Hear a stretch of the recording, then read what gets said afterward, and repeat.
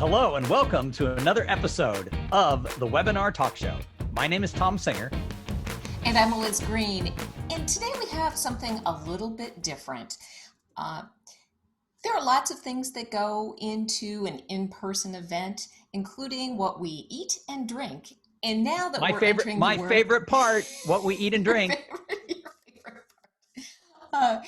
So that's something that our meeting professional partners have to think about. What are we feeding everybody? What are they going to drink?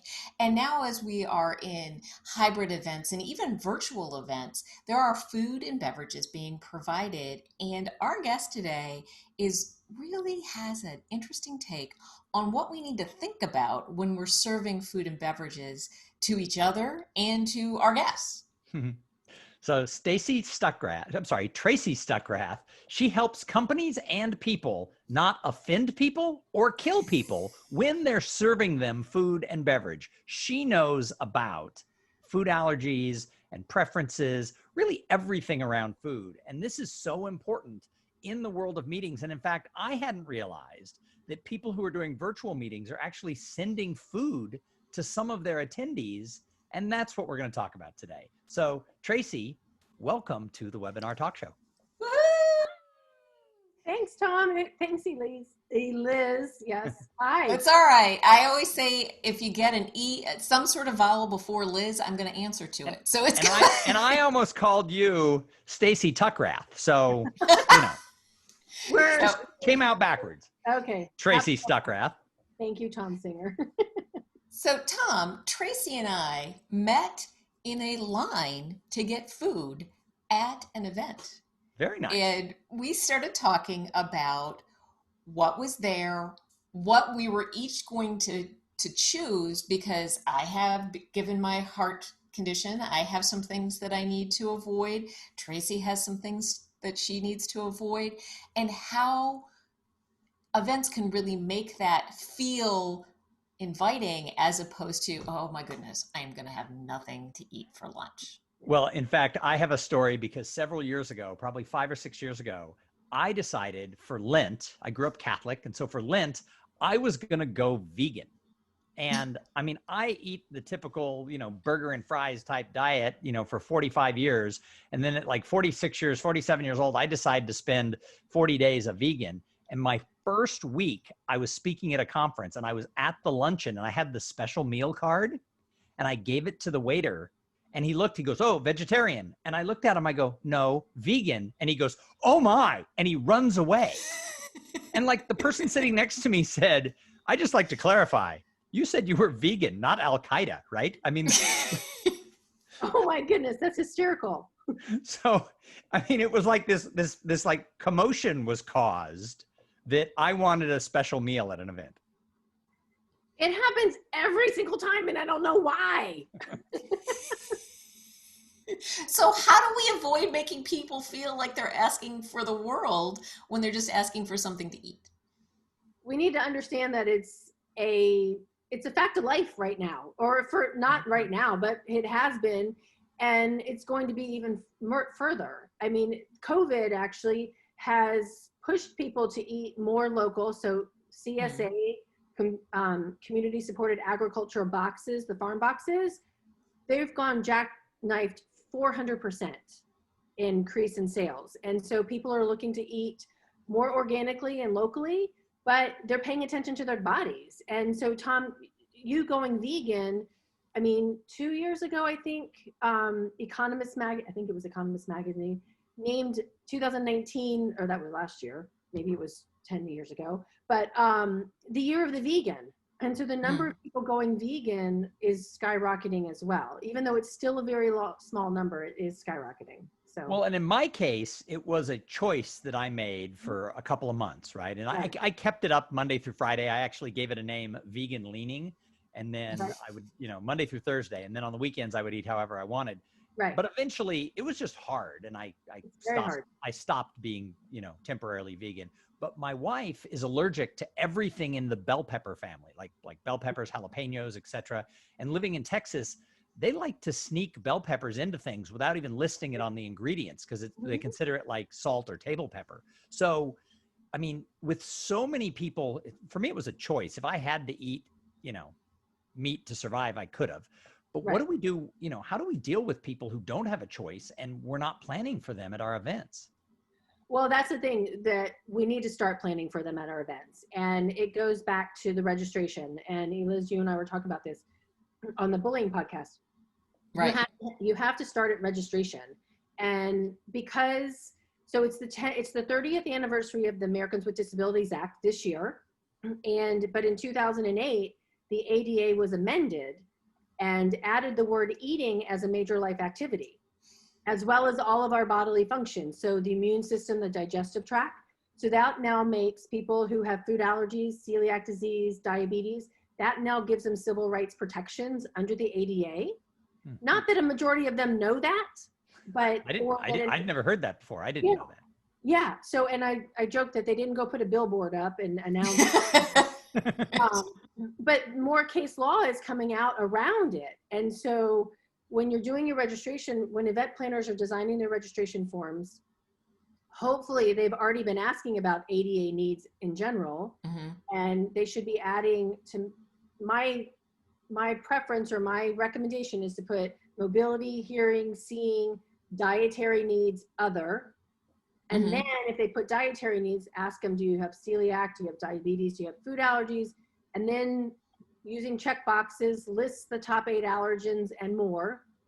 And then ask, do you have any other dietary needs or preferences that are not gonna life-threatening right there? So I have a whole checklist on how to do that. Which we will get the link from you and supply in the show notes. But here's my question. We had Elisa Hayes on, I think last week, talking about how to be inviting, not just compliant, right, but being inviting. And she also recommended that not just do you have anything we need to be prepared for, but actually putting out are you allergic to this, this, this, this? So that goes right into the idea. How else? So we don't want the waiter coming to Tom and saying, ah!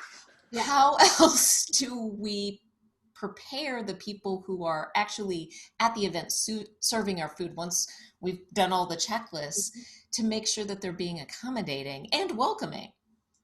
So that's a good question. And I had her on my podcast 2 weeks ago as well. And she's great.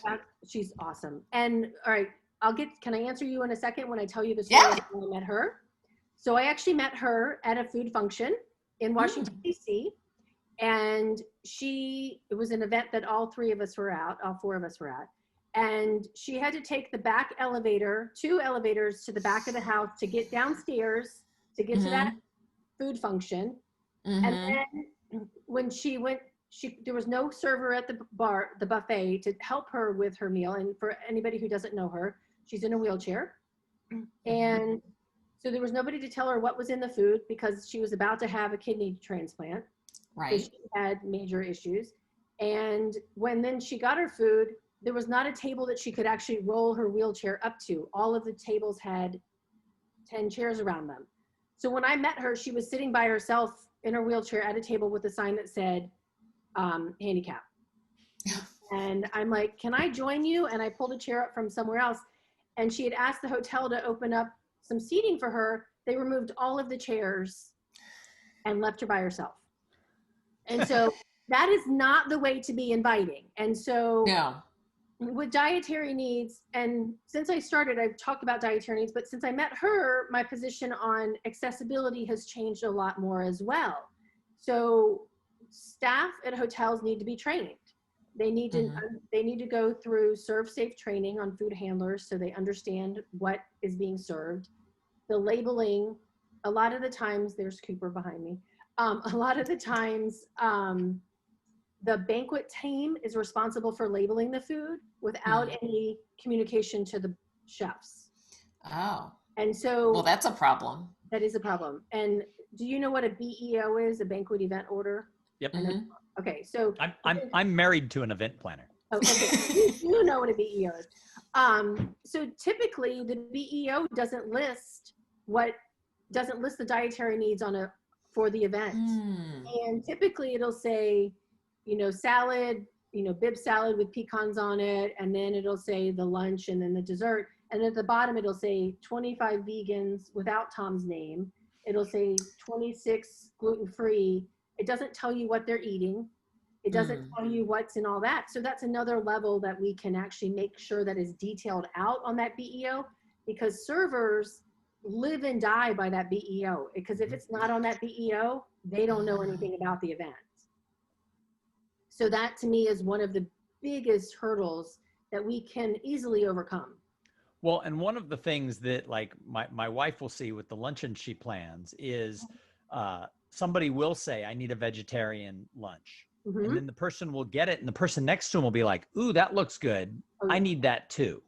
And the thing is that if you're in a restaurant, they usually can recreate a meal. But if you're in a hotel, that kitchen isn't a restaurant. They don't have all the ingredients, in tenfold. And I think most people who attend events don't realize that, much less the people who are planning some. Exactly. And so you have to, and being welcoming, you have to create that registration form saying, hey, we want to create an environment where everyone feels welcome throughout the entire event. So please let us know in advance how we can provide for you so you have full participation in the events, because that's what we want. And that includes what you eat.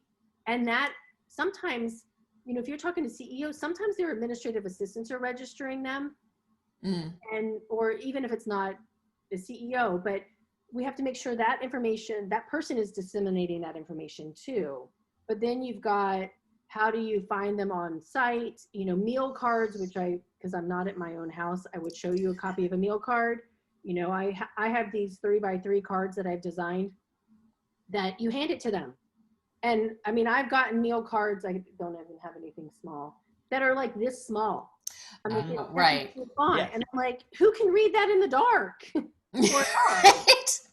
Right, you're at the fancy dinner. You're at the fancy dinner, and you have this little thing that is maybe a colored piece of paper behind the thing, and you're like digging into your name tag to get it. Yes. Yeah. And the server just started work today, and is like, "Hello." So I think you guys were at MIC, Meetings Industry Colorado, a couple of years ago. So we used my meal cards at that, and my meal cards are actually in English and Spanish. But they did a pre-meeting with the servers, and they showed them the cards. And all of their staff was actually Spanish speaking. So it was really good that it was in Spanish as well. But so they showed them the cards to understand what they would be getting from attendees to request a special meal.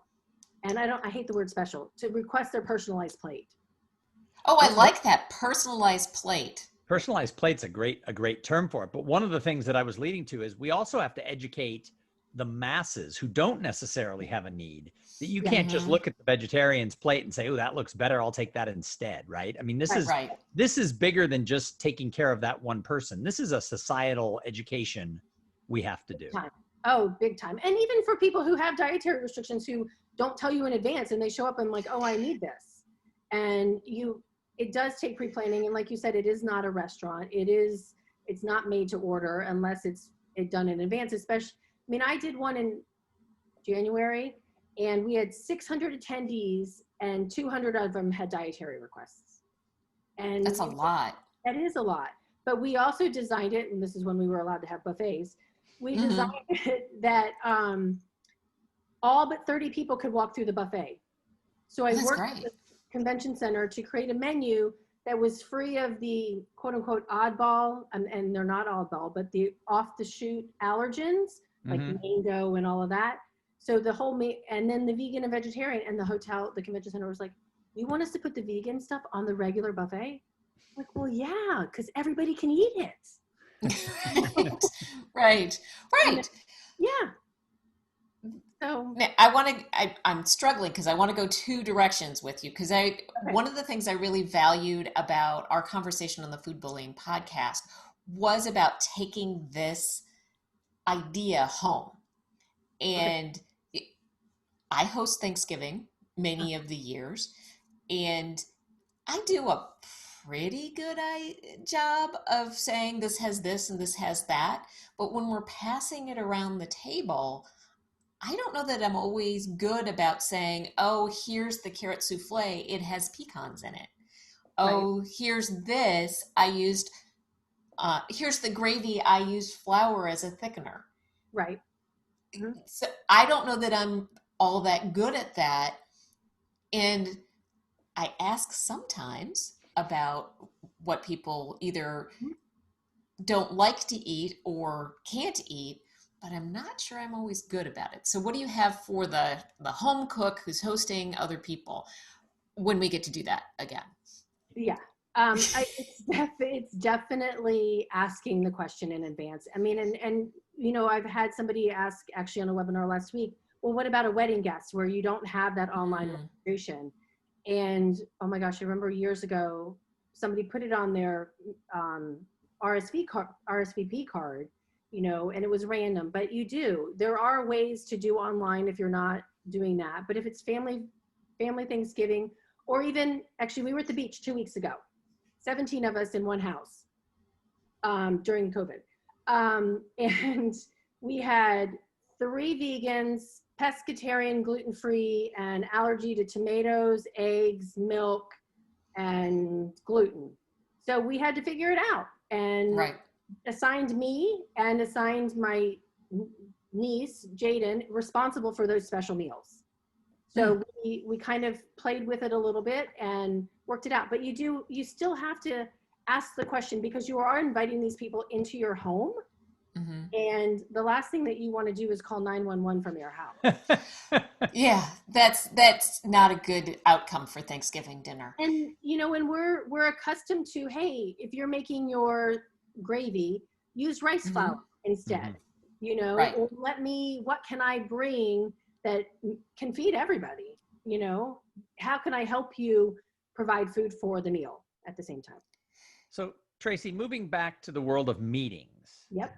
Now that we're going to these hybrid and virtual meetings, yep. What do we need to be aware of? Like before we started, you talked about certain companies and certain associations actually sending food to their people, and so that they could log on to Zoom at the same time and all eat the same thing. I hadn't heard of that per se, but it's like, wow, that brings up a billion questions. With good intention. I mean, food is sort of like giving you a nice warm hug. It is. I mean, it's when people die, we bring them food. Right. We bring family food. Yeah, right? We don't bring them food, but we don't bring them food. We bring their loved ones food to support them. And so it's a way to show care. And I totally get why these companies are doing it. And other people are actually sending, you know, drink kits and doing mocktail, you know, doing parties like that online as well. But the same questions still adhere, because, and I'm going to just marry you two for a second, but okay. don't tell our wife or our husband, but yeah. I won't do that. So, you know, you're sending it home to Eliz, and have you actually asked Eliz, as an employee of your company, do you have any dietary restrictions? Before you send her home Domino's pizza or a food box from something. Right. And first of all, she's your employee. And so that falls under the Equal Employment Opportunity Commission. So understanding the dietary needs of that. But Tom's got food allergies, you know, and maybe he's allergic to gluten and maybe he's allergic to cheese. So you're delivering something to their house that has a foreign food that they don't actually allow in their house on a typical day because of food allergies. It would be like sending stuffed bell peppers as an entree gift to my house. I mean, that would be very nice. Right. But except but you know, it would not be good for my wife. A little sideline. My wife and I had been dating for 2 weeks back in the early 90s, and I invited her over for dinner, and my specialty was making stuffed bell peppers. And I made stuffed bell peppers for dinner, and I was so proud of myself. This is my mother's recipe. They turned out perfect. And she walked in the house, and you could tell she smelled the peppers, and she couldn't touch anything because it had all been cooked together. And that's the other thing too, is like all of that stuff. It's some people have the allergy to inhaling the fumes when it's being cooked, the proteins. A little boy died in New York a couple years ago because they were frying fish in his house and they didn't know his allergy was airborne. and he died from that allergy from inhaling Wow. it. So you don't want that to happen. Not that you're sending cooking, but it also comes down to alcohol too. There's a guy named Camper English out of San Francisco who does what I do, but specifically around alcohol. So because people, you know, a lot of people don't drink. So if you're if you're doing this, making sure you have mocktail options as well. But you also have to pay attention to the allergens, and in alcohol are not disclosed. Yeah. They don't have to disclose them on alcohol. So really, yeah. So on prepackaged food you have to, but not on alcohol. And then, but when we're talking about events and, you know, Grubhub or, you know, whatever pizza delivery place that you have, they don't have to disclose it here in the States. In the EU, they do on unpackaged food unpackaged food and prepackaged food. In the EU, they do have to label for it. But in the States, we only have to label it on prepackaged foods. So interesting. Unless you go to a chain restaurant and that has more than 20 stores. So think of your McDonald's and Applebee's and all of that. The Nutrition Act actually does require that. That's why you see all the calories and stuff. So you can look that stuff up on those different companies. But if you're ordering it from, you know, a regular shop and a small shop, Joe's Pizza, right, they don't.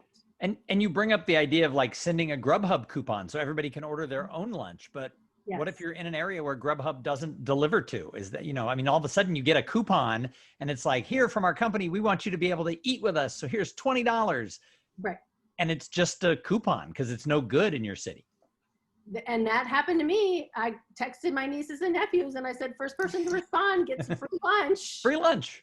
But I mean, it's good. And the intention was good, but you have to also think about that. I mean, I didn't even know Grubhub didn't exist in my house, in my neighborhood until I got that. I don't utilize that stuff, but yeah, that's something else to think about. But if you're doing an event for 1,000 people or 400 people, that's a little bit hard to do, but you know, hey, I can help you. So try to figure it out. It's crazy. Yeah. So when we go back to in-person or hybrid events, I don't think the buffet is going to be a thing for a while. And that's what I'm most sad about, because I love a good buffet. Have you found a buffet that's really good?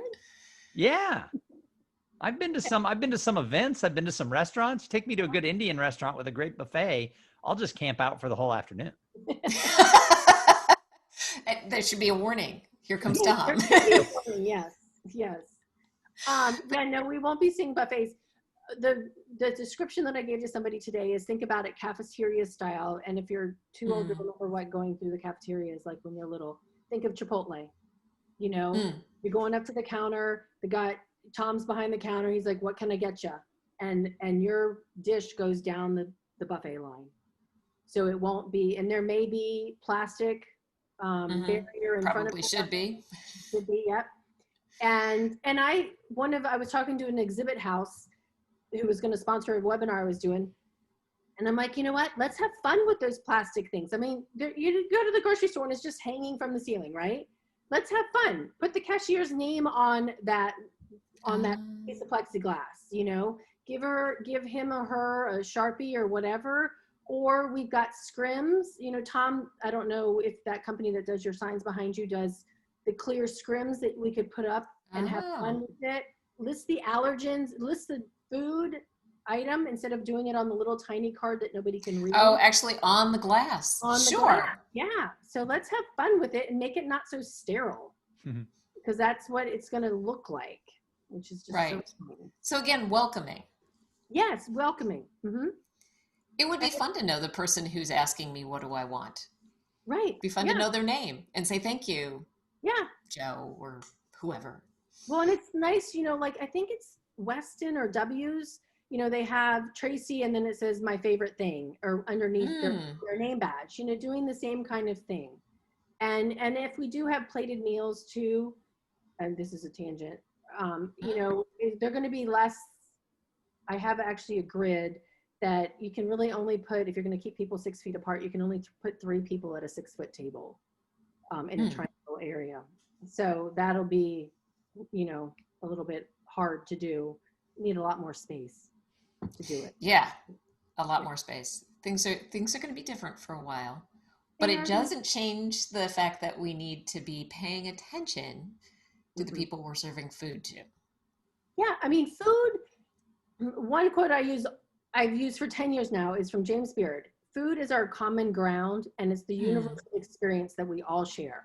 Because we love sitting down and breaking bread or sharing a cocktail. Tom, when you asked me that at the beginning, you know, having a glass of wine or sparkling water or whatever with somebody, you build relationships that way, and food helps that. And food, and Tom, I'm sure your wife has said the number one expenditure on her budget is food and beverage. Oh, for sure. Absolutely. When you plan events, I don't think the average person who attends an event realizes what food and beverage costs, much less what an urn of coffee in a hotel costs. Oh, yeah. $100. Yeah. Yeah. Plus tax and gratuity. Yeah. And plus, yeah. Yeah. Plus. So, you know, with it being our number one expenditure, you would think that we would want to pay much more attention to it and personalize it as much as possible. And with COVID and all of this, personalization is going to be utmost more important as we move forward. And as we come back to live events, whether they're local luncheons or whether they're 3-day national/international conferences, I have a feeling that the competition in the hotel and the meeting space business is going to be really high because all of them will have been dark for a long time, which means that I think you're going to see a lot of our meeting space food and beverage departments getting super creative as a way to lure people back to them when they're going to have all kinds of choices. I hope so. I mean, and this is the time that they actually should be, I mean, even if you're furloughed, take your menu that you had from last spring, right? And go through it. And how many items on your menu are actually vegan? Or how many of them are gluten-free? Or how many of them are dairy-free? And if you find that 1% of them, only one item, redo the whole thing right now. Be creative and come up with some fun stuff that you can do so that because of a lot of hotels are going to actually be doing a lot of pre-prep and not doing it in their kitchen because kitchens are small. So whatever they can do that's free from for the majority, and you know, and then adding on the accompaniments that have gluten or that have meat, you know, that's going to be the best bet going forward to create a menu. That makes a lot of sense. Yeah, and it's more inviting and it's more welcoming. And you know, there's a statistic from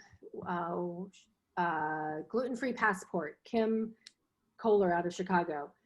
91% of people, food allergic or celiac disease, will come back to your property or to your restaurant if you feed them well the first time. But 81% of them will not. Right. I mean, and we're not eating by ourselves. Right. So, you know, that's a humongous amount. That's only a 10% difference of how many people 81% will not come back. So think about that for your event too. So Tracy, you've spent a long time consulting with companies and organizations who have events about how to make sure they're taking care of people in this area of what we eat. If somebody has watched this and they're like, oh God, this is something we should address. How do people get in touch with you? You can reach me at tracy@thrivemeetings.com. And that's Tracy with just a Y, no E, no I. No E. No E. And my website is thrivemeetings.com. And actually, Tom, I created a Facebook group during COVID, like 2 months ago, called Eating at a Meeting. And so, in 2 weeks, I got 750 members. So the whole point of that group is to talk about event, food, and beverage. But actually, and it doesn't even have to be an event. It could be Thanksgiving dinner at home. So it's, even though it rhymes, it's gatherings that contain food and beverage. So if you have eating at a gathering doesn't have nearly the same cachet as eating at a meeting. Right, exactly. But it's there to help, you know, help us talk about what we can do and how we can do it. That's great. Because we have this time, we should get better at it. We should, yeah. I mean, why not? And if you're learning how to cook at home, because there's a lot of cooking cooking shows online and stuff right now, figure out how to do some gluten-free things or do some vegan things. Everybody can eat vegan. Everybody can eat gluten-free. You know, we all want it to taste good. So make it all taste good across the board. So. Tracy, thank you so much for joining us today. This has been, I knew it was going to be a good conversation. Well, thank you for having me. I so appreciate it. And we'll be back. Go ahead. We'll be back on Wednesday. I'm looking forward. Wednesday, we have Dr. Shirley Davis. We do. And every Monday and Wednesday, we have really interesting conversations because Eliz and I believe that gathering information and learning and things we can do through this online portals of Zoom and many other things, it can be better than a talking head over PowerPoint. Absolutely. If you have something that you're planning, you think that we might be a good fit for, we'd love to have a conversation with you. Tamara and I will absolutely spend 30 minutes with you to talk about how you can craft something different in this virtual space for your event. You can find us. And I, we have learned a lot since COVID began about how to host online events. We've done many, many of these, both through the webinar talk show, but also through associations and companies together and separately. So we're happy to share some of the best practices we've learned. We are indeed. Testimonial because you guys did a really good job for NSA. And that was what, 8 weeks? It was 3 months. Like forever.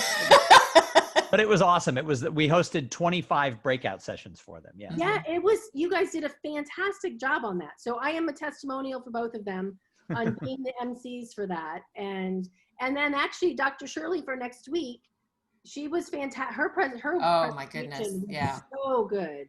And so if you need to tune in on Wednesday on her, and she talks about diversity and inclusion, which this topic of food and beverage is a diversity and inclusion issue for companies. Absolutely. It absolutely so is. I'm going to be on that show and I'm going to ask her some questions. All right. Sounds good. Okay. Thank you both. Thank you. You can find us at webinartalkshow.com, and we'd love you if you would like us on Facebook at Webinar Talk Show. We'll see you on Wednesday. Have a good rest of your day. Bye.